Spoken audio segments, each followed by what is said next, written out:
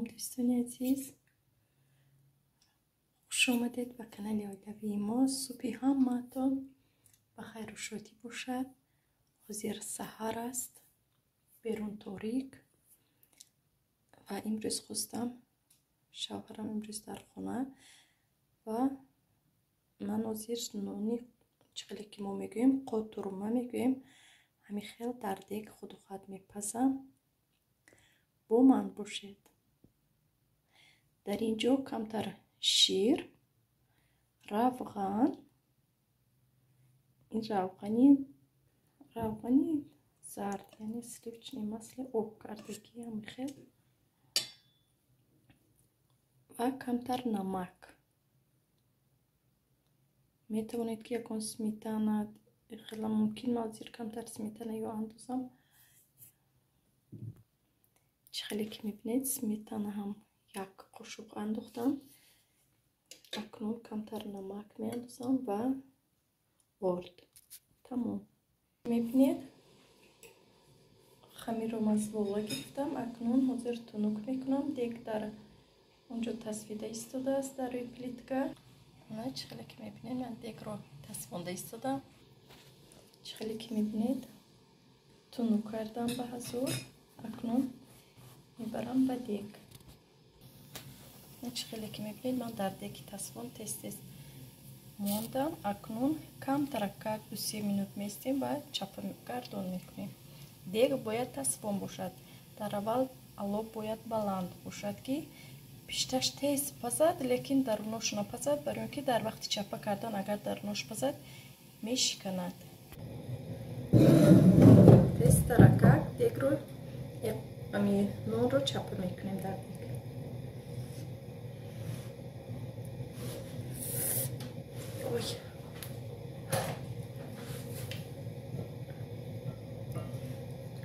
эҳтиёт шавед ки дастатон насӯзад. баро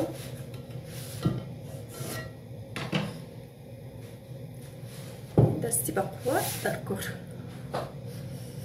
мана дар рост мекунем дар ин ҷо.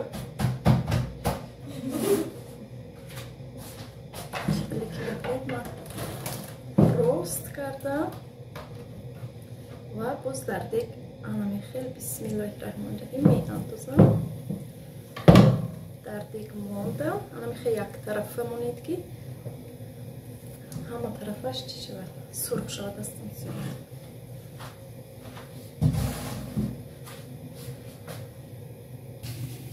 ман акнун аловро камтаракак паст мекунем, бисёр не, як дона паст мекунем ва тоб додан мегирем то ин ки ҳама тарафаш сурх шавад. раҳмонирраҳим. мехел дар як дастам телефон чарх душвор чарх занондан. ҳозир акнун нонамонро чапа мекунем.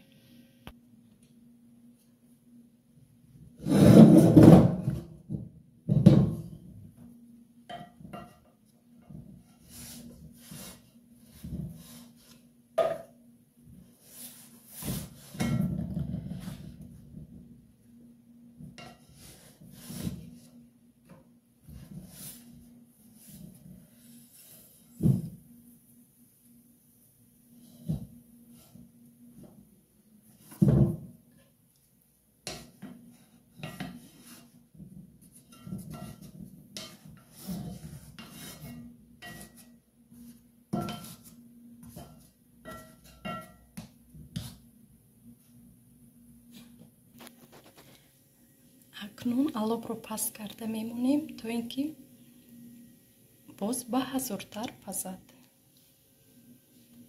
10 минут 15. нони мо тайёр шуд, яъне қотурмаи мо. ҳозир ба сари дастархон мебарам ва худо хоҳад субҳона мекунем. акнун ҳозир мо субҳона мекунем. ба он касоне ки субҳона карда истодаанд, иштиҳоитон ва ба мо низ иштиҳоитон орзуманд.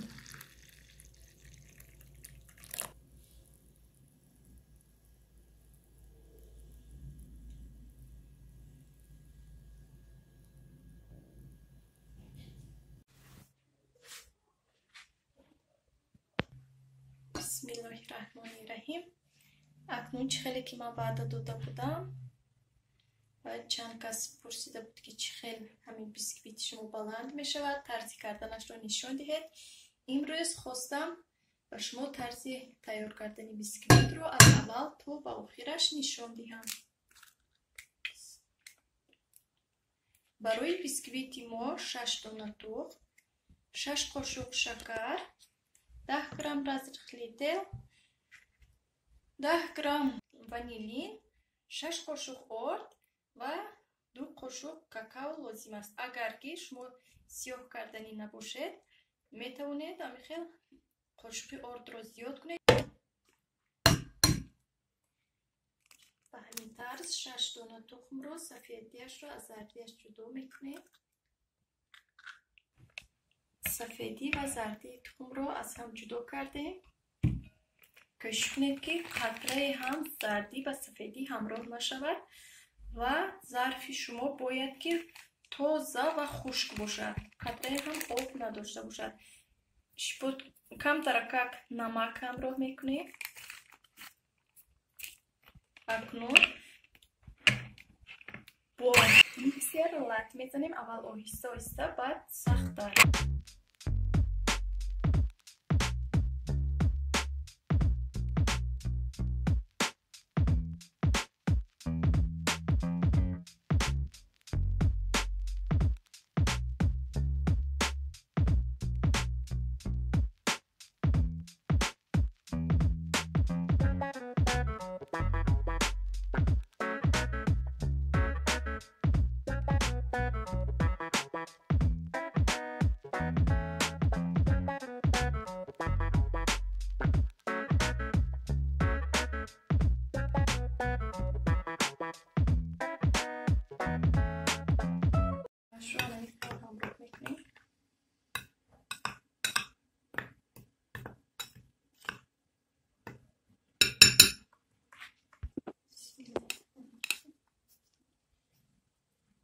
кам ба маҳсулотамон орд ва какаоро анхел рехта ҳамроҳ мекунем. анхел бо винчик аз як тараф, аз паён ба боло. албатта бояд ки ордро безем.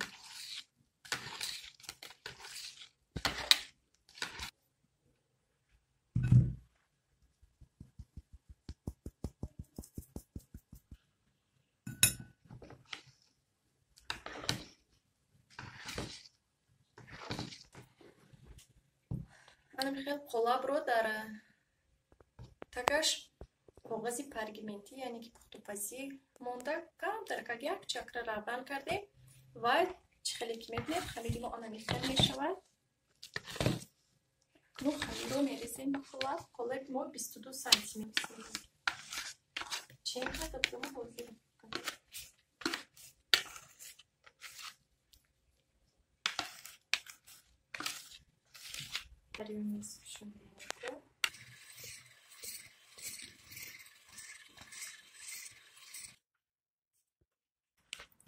сметана 20%. ана ҳамин сметана беҳад сметанаи наз аст дорад. ҳама вақт сахт мегӯяд, сахт даст карданаш. бо мақбул аст. сметанаи зелени лук. бисёр хеле ба ман писанд омадани. акнун бо қошуқ ҳамашро ҳамроҳ мекунем.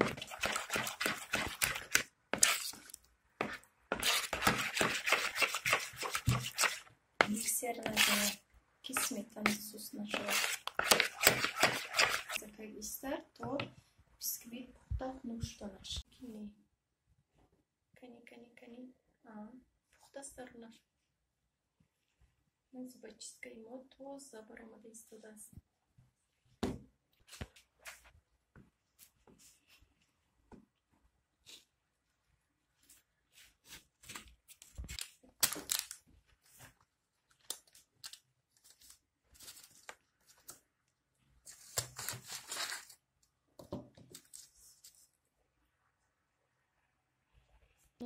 ҳозир ин бисквитро торт мекунем. худо хоҳад یعنی کرم میکنیم وقتی که خنک شود. یک سالگی کانالمون هست، با هم جشن میگیریم. رحمت دکتر که تا این وقت با ما بودید و هستید.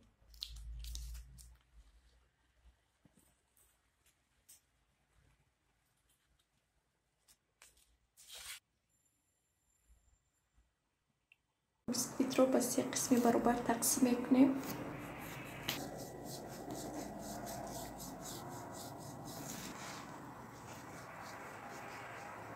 بسم الله الرحمن الرحیم. ببینید درنش جایی بوده. اکنون یک قبطی دیگر رو میبریم اینجا خود خواهد میخواد. یک قبطی دیگر رو جدا میکنیم. بسم الله الرحمن الرحیم. بیسکویتی مولایی اومده که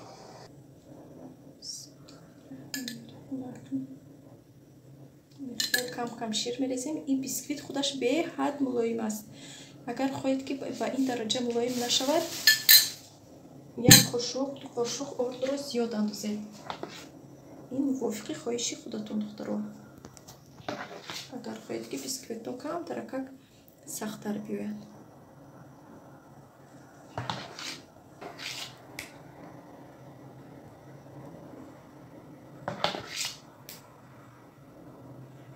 یک قبط کریممون رو مولیدیم. اکنون قبط دیگری بیسکویت رو میگذاریم. بسم الله الرحمن الرحیم.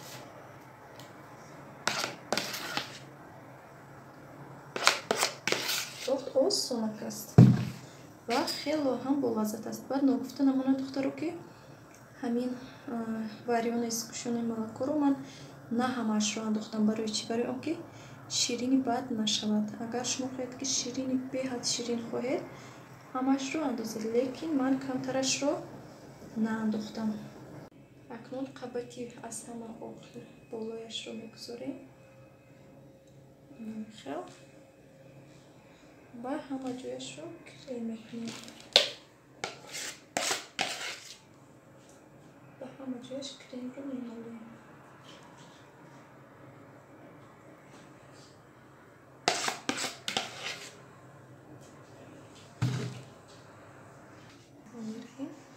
من گفتم یا اینکه نگفتم، کانال ما چخیلی که میدونید 1 ساله شد.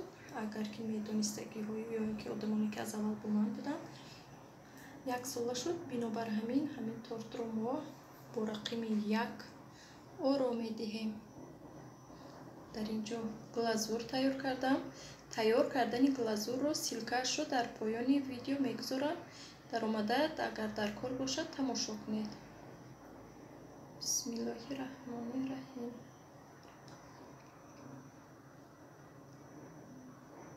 برای گردو شدن همیخیل میریزیم تا اینکه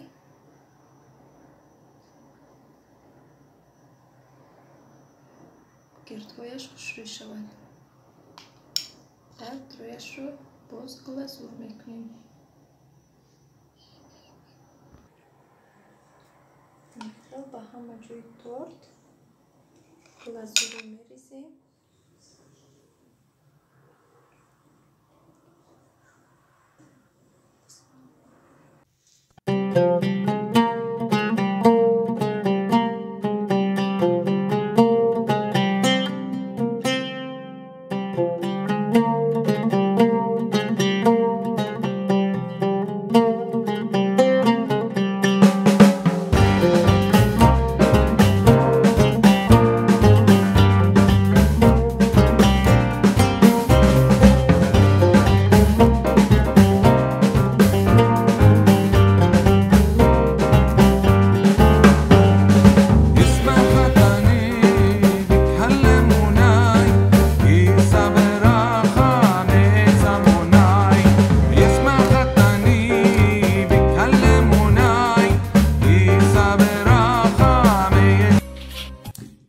در اینجا من با شما حاضر یک نمود ایمونیته تیار میکنیم. در مثلا از گریپ ها بسیار شدگی беҳад ҳама грипп, сулфа, ҳар хел касалиҳо зиёд шудагӣ. Барои ҳамин ҳозир як хел иммунитети натуралӣ тайёр мекунем. Барои мо лозим аст 3 дона лимон ё ки 4 дона, ман 4 дона истифода мебарам. Мехел имбир ва инчунин асал. Дар охир асал ҳамроҳ мекунем. ҳозир ҳамин лимон ва имбирро нағзакак майда мекунем.